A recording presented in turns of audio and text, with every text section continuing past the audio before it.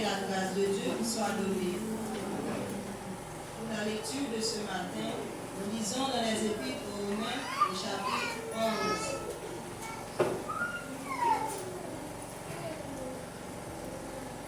Romains chapitre 11. Je dis donc, Dieu a-t-il projeté son cœur? Loin de là. Car moi aussi, je suis israélite de la postérité d'Abraham, de la tribu de Benjamin. Dieu n'a point rejeté son peuple qu'il a connu d'avance. Ne savez-vous pas ce que l'Écriture rapporte de lui?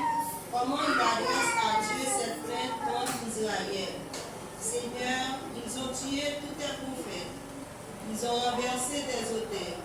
Je suis resté moi seul, et ils cherchent à m'ôter la vie.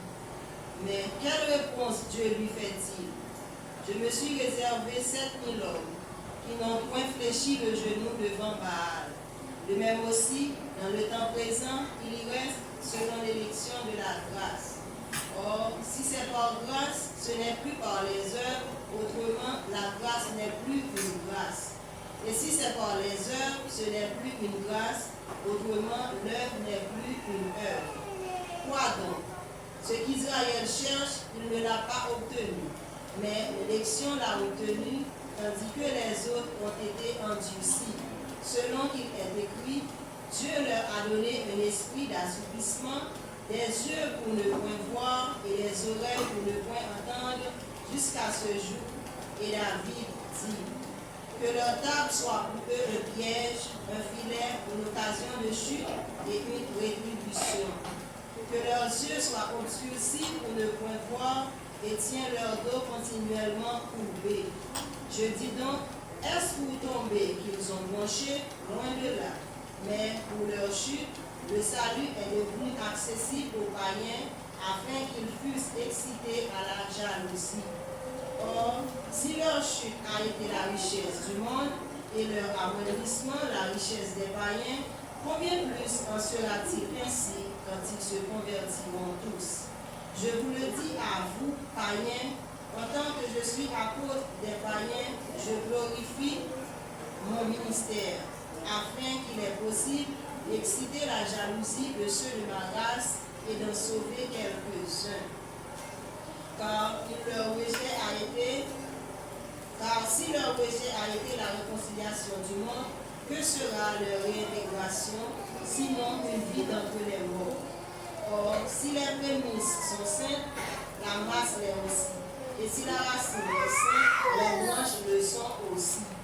Mais si quelques-unes des branches ont été retranchées, et si toi, qui étais un olivier sauvage, tu as été hanté à leur place et rendu participant de la racine et de la graisse de l'olivier, ne te glorifie pas au dépens de ces branches.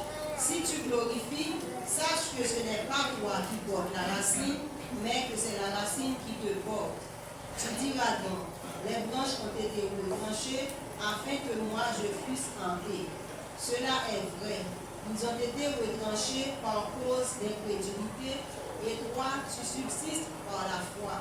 Ne t'abandonne pas à l'orgueil, mais crains, car si Dieu n'a pas épargné les branches naturelles, il ne t'épargnera pas non plus.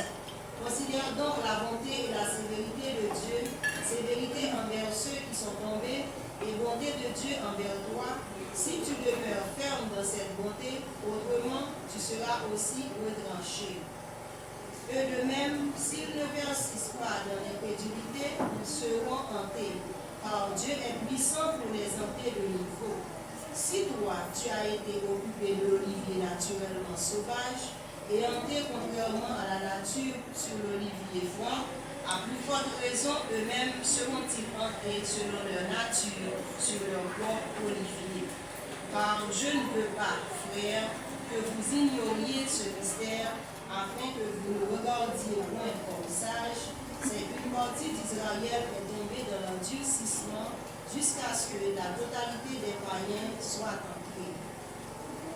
Et ainsi, tout Israël sera sauvé selon qu'il est écrit.